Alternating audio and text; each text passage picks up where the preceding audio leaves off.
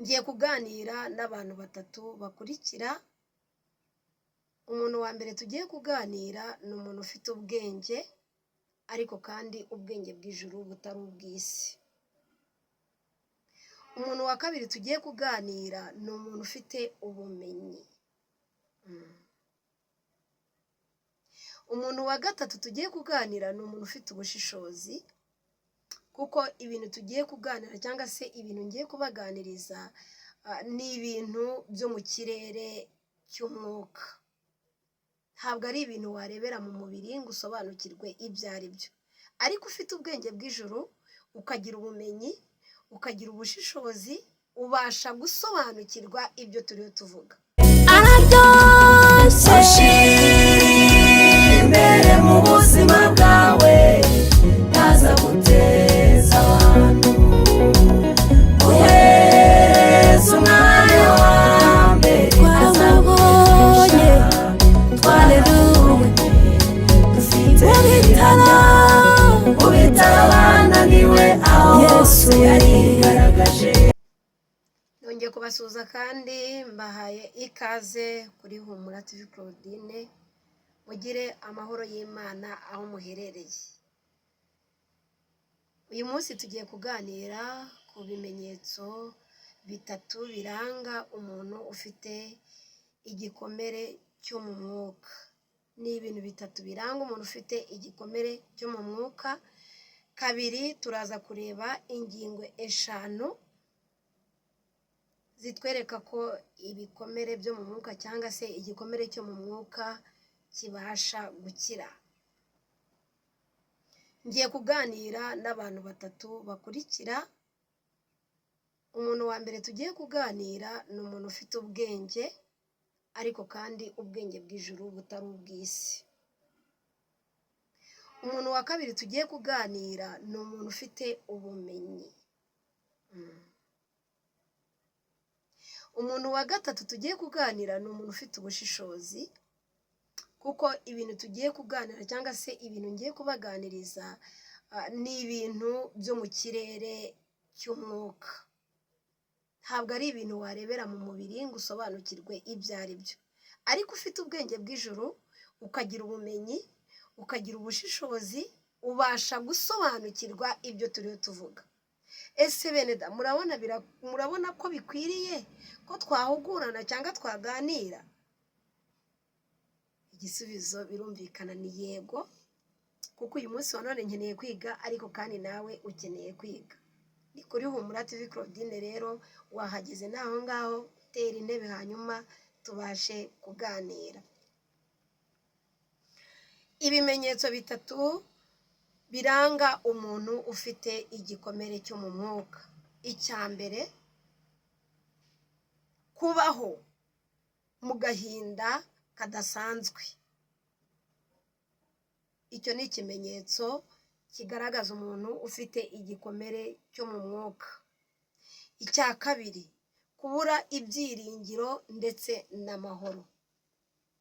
Niba ari ikintu kitwugarije ni ukubura amahoro mu mutima, umuntu ukumva yabuze amahoro mu mutima, kandi iyo wabuze amahoro mu mutima, yewe umva nta kintu kigenda neza pe, kuko amahoro nyine ni amahoro, iyo uyafite nyine uba uyafite. Ikimenyetso cya gatatu ni uguhora wumva ntacyo umaze cyangwa utishimye. Abantu b'abahumure, b'abarakare, abantu bumva bahora babishye, ni ukuri ndabakomeje mu kivandimwe. Ntawabarenganya mama, ibi bimenyetso byabagezeho.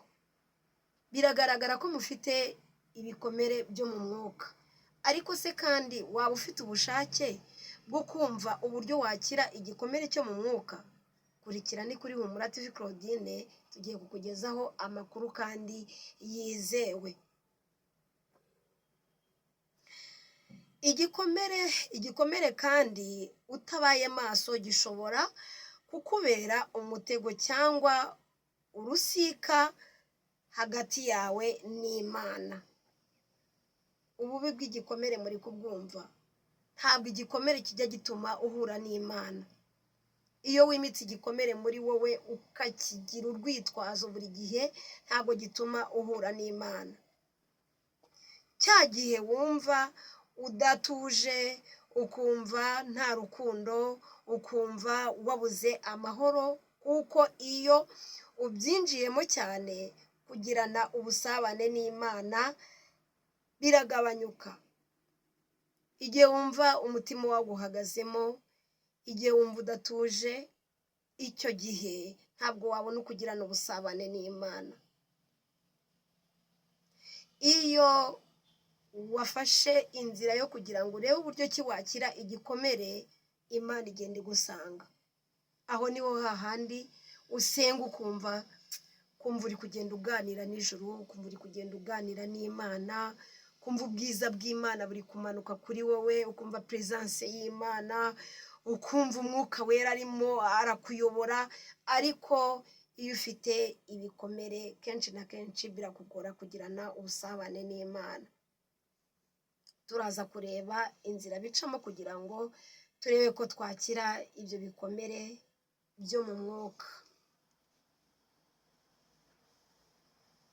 Inama nakugira rero, inama nakugira ni ukwima ibyo bikomere amaso, ukabyima umutima, ukabirebera kure, ukabireba nk'ibibambwe, ukabireba nk'ibitariho, ugashakashaka mu maso y'Imana kugira ngo ibyo bikomere, icyo gikomere cyo mu mwuka kikurandukemo, hanyuma ubashe kugirana ubusabane n'Imana. Ushobora kwibaza utese igikomere cyo mu mwuka ni gute cyakira? Ese kibasha gukira? Reka nkubwire ko igisubizo ari yego. Igikomere cyo mu mutima kirakira. Amen. Igikomere cyo mu mutima kirakira. Umaze igihe wibaza utese ko ngewe ndakibona, Mwuka wera ko atakingenderera, byagenze gute? Uzagenzura urebe yuko udafite igikomere cyo mu mwuka. Numara kubigenzura uzahita ubona igisubizo. Tugiye kureba rero intambwe zigera kuri 5 zigaragaza ko igikomere cyo mu mwuka kijya gikira. Uko umuntu akira igikomere cyo mu mwuka. Ndiho ndavugana n'umunyabwenge ufite ubwenge bw'ijuru, ndiho ndavugana n'umuntu ufite ubumenyi, ndiho ndavugana n'umuntu ufite ubushishozi, mu yandi magambo ukuze mu kirere cy'umwuka. Mbibutse yuko nanjye ntacyo mfite kigaragara nababwira, udushoboza ni Kristo. Nanjye ndacyakeneye kwiga, ndacyakeneye kumenya, ndacyakeneye gusobanukirwa, ndacyakeneye kuririra Imana kugira ngo irusheho gukomeza kunsobanurira. Mbibutse ko turimo tuganira hano kuri Humura TV Claudine. Intambwe ya mbere ni ukwemera yuko wakomeretse mu mutima wawe. Hari abantu babaho ntibemere yuko bakomeretse, ariko intambwe ya mbere yagufasha gukira icyo gikomere cyo mu mwuka ni ukwemera yuko wakomeretse, ukabyemera, ukumva warakomeretse, ukigenzura ukumva warakomeretse nyine. Hanyuma intambwe ya kabiri ni ugusangiza abantu bawe cyangwa se wizeye, inshuti nziza, umuryango wawe cyangwa umujyanama ibibazo byawe. Intambwe ya kabiri ni ugusangiza nyine abo bantu mvuze. Niba utabafite ni ukubwira umutima wawe, ukaganira nawo, hanyuma ukakwereka icyo ugomba gukora. Ntabwo ari ibintu bigoye cyane. Hari umuntu ubaho akavuga ati ngiye nta muntu nizera, abantu bose rwose ngiye mbabona nk'abantu b'abahemu. Okay, birashoboka ko nyine abantu ni abantu barahinduka, ariko noneho niba udafite aba bantu, ganira n'umutima wawe kandi uzakwereka icyo gukora. Intambwe ya gatatu ni ukwiyegurira Imana. Intambwe ya gatatu jya babwira ngo mfite umukunzi ari we Kristo ni ukwiyegurira Imana. Gusenga bigufasha gukira imbere mu mutima, kuririmba indirimbo z'amahoro, gusoma ijambo ry'Imana bigatera umutima gutuza, nk'uko Zaburi ya 34 umurongo wa 18 havuga ngo iki. Reka turebe icyo Dawidi yabivuzeho. Dawidi yaravuze ngo abakiranutsi baratatse, Uwiteka arabumva, abakiza amakuba ndetse n'ibyago. Abakiranutsi baratatse, Uwiteka arabumva, arangije abakiza amakuba n'ibyago. Nababwira ngo mujye muza duhimbaza Imana mukagira ngo nayanjye. Oyaha, ni ibintu bifasha mu buzima. Iyo ubona ufite ibikomere byinshi cyane byo mu mwuka, ikintu cya mbere ni ukwiyegereza Imana, ugasenga, ugasoma ijambo ry'Imana, ukaririmba indirimbo z'amahoro, ukavuga amagambo y'ihumure, hanyuma ubundi uzajya kwisanga mu mutima wawe uri claire. Uzajya kwisanga usange rwose wuzuye umunezero, utazi aho waturutse ariko uzaba ufite aho waturutse. Intambwe ya 4 rero ni ukubabarira. Nubwo bigoye,